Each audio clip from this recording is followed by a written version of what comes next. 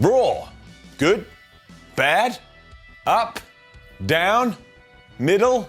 Wait, no, there's no middle. I'm Simon from WhatCulture, and this is your weekly dose of Raw up and downs, where we decimate the show and decide what we did like and decide what we didn't like. Now, every time I do this video and I put all this out there, I get a load of people on the internet telling me, you're wrong, and that's cool. But, you know, man, opinions. I like stuff, you like stuff, I don't like other stuff, you don't like other stuff. That's how the world works. Right, enough of that. Let's do this with the uppiest of ups and the downiest of downs.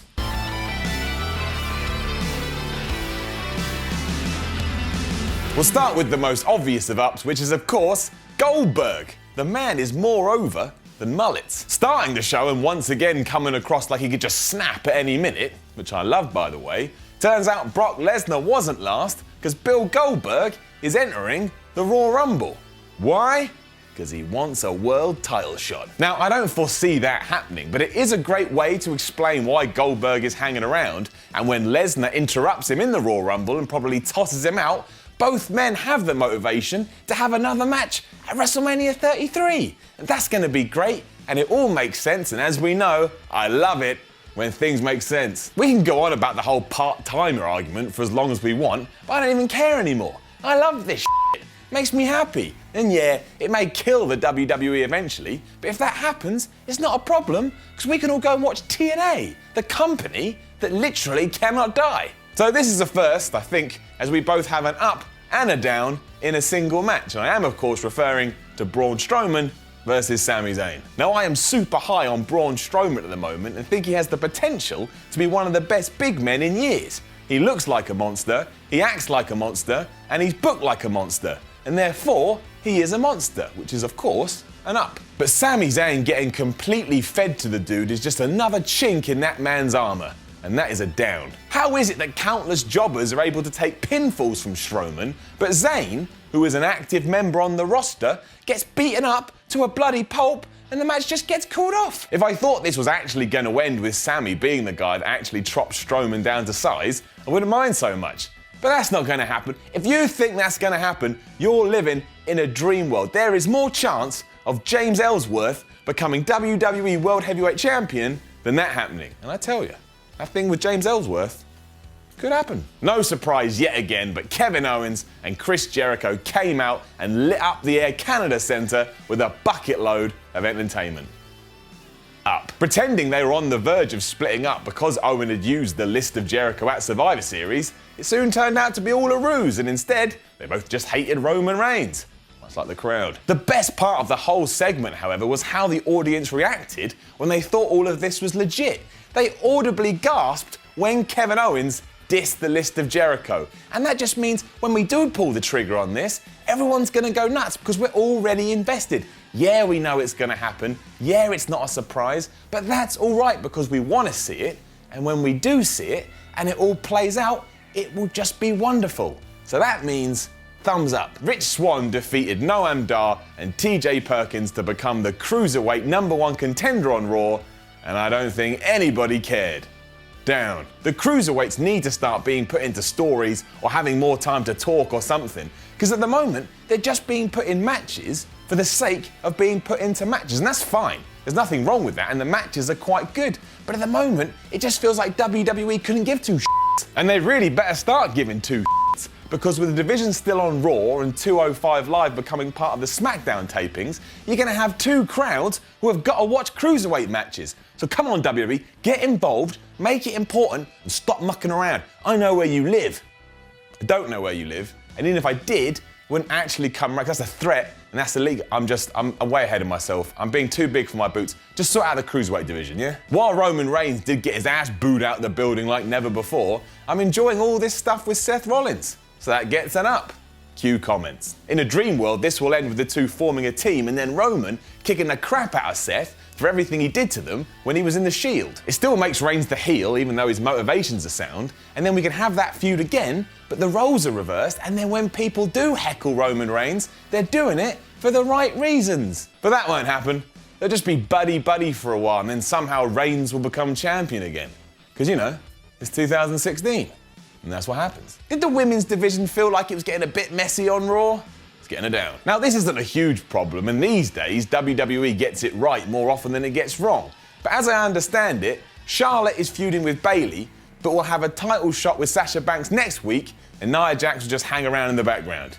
Right? The Sasha-Charlotte stuff really does feel like it's run its course at this point. And if we're going to tease the Bayley-Charlotte stuff on Survivor Series, why don't we just go full steam ahead with that on Raw? And on top of that, you've got Nia Jax, who's now threatening Sasha Banks, so I presume that's the next feud. So why are we mucking around there and not just going straight into it? Like I say, this is the smallest of all downs, and I presume next week Nia Jax will cost Sasha her title match. But it does feel like the division could have a few more bodies thrown in there so we can start separating people a little bit. Should I have been entertained when Enzo was walking around naked and eventually bumped into Lana? Probably not, but I was. So it's an up. This was mostly because of Rusev, who turned up and was flabbergasted that his spouse was in front of a man with no clothes, and he even shouted out, "Why are you naked in front of my wife?"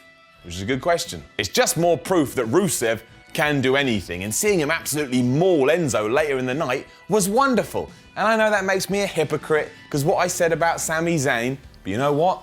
That's just the power of Ruru. I enjoyed the main event. Simple as that.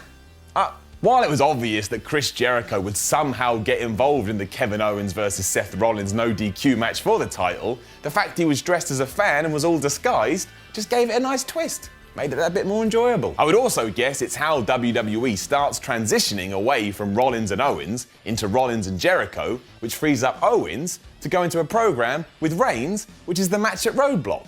So everything is in that nice package as always. So that works. Then when the new year rolls round, we can go full in with the Owens-Jericho breakup, which should happen at the Rumble and then culminate at WrestleMania 33. Just give me a call, WWE. I am willing to write this stuff down for you on paper. I want to be proven wrong here. I want to get a few weeks down the line and have to reverse my decision because there's a reason for it all. But the New Day on Raw are getting it down. I'm all for the New Day going through some sort of transformation sooner than later, because I think in their current guise they've achieved all they can.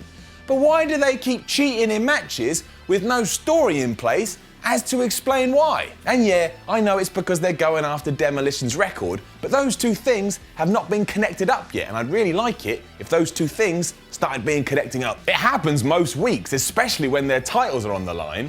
And now next week, we've got another championship match against Gallows and Anderson, a match we've seen 72,301 times. And that is maths. How that all affects Sheamus and Cesaro, who the New Day beat on this week's Raw, by cheating, I don't know. But I really hope a few weeks down the line, like I say, I can look back and go, oh, I understand now. But at the moment, it just feels like the division is treading water. And that was Raw, really. Quite an uneventful show when you think about it, other than Goldberg entering himself into the Royal Rumble. But Goldberg entering himself into the Royal Rumble was pretty good. So, you know, ups and downs. There was also literally no fallout from Team Raw losing to Team SmackDown at the Survivor Series, which made that whole thing even more ridiculous than it was before. On top of that, the only person that got punished was Sami Zayn, which is another kick in the balls for him. An entire team lost, but all anybody cared about was that he got screwed over in his match against The Miz. Poor Sami Zayn. Now make sure to leave a comment below and let us know what you thought about Raw, and then like, share, and subscribe. Then head over to WhatCulture.com and read the Ups and Downs article for even more ups and downs. Then come talk to me about Raw on Twitter at SimonMiller316. I'm Simon from WhatCulture, and today I want you to approach every situation with a positive attitude and a skip in your step. Because if you do that, it may make everything a bit better. And even if it doesn't make things a bit better, just go eat some Pop-Tarts, which always make things better.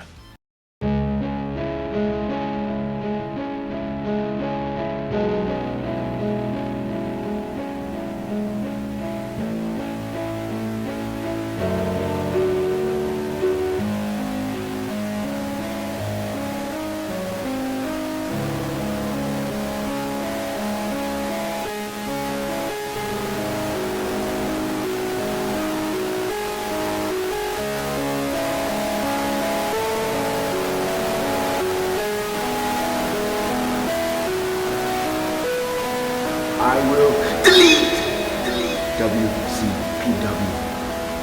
It's over.